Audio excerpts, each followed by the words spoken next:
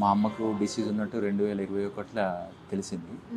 అప్పుడు వాళ్ళు తెలిసిన డాక్టర్ దగ్గర సర్జరీ చేయించినాము. సర్జరీ చేసి అవి ట్యూమర్స్ తీసి టెస్ట్‌కి పంపితే క్యాన్సర్ అని తేలింది. తేలిన తర్వాత కొంతకాలము కీమోథెరపీ ప్రాసెస్ చేయించాము. అయిన తర్వాత మళ్ళీ స్మాల్ ఇంటెస్టైన్ ప్రాబ్లమ్ వచ్చింది. మళ్ళీ ఆపరేషన్ చేయడం జరిగింది. దాని తర్వాత నయమైంది అనుకున్నాము, కానీ మళ్ళీ వచ్చింది. మళ్ళా ట్యూమర్ పెరిగిన తర్వాత మళ్ళీ 3 ఆపరేషన్స్ అయినాయి దాదాపు. ఈ డిసీజ్ తగ్గేటట్లేదని పునర్జన్ని అప్రోచ్ అయినాం. అప్పుడు మా చెల్లి వచ్చింది. మా చెల్లి తనే వచ్చి మెడిసిన్ తీసుకొని వచ్చింది. తర్వాత బెడ్ మీద ఉన్న మా అమ్మ కొద్దిగా రికవర్ అయింది. 2 మంత్స్ 3 మంత్స్ తర్వాత రికవర్ అయింది. తను లేచి నడవగలిగింది, తన పనులు తను చేసుకోగలిగింది.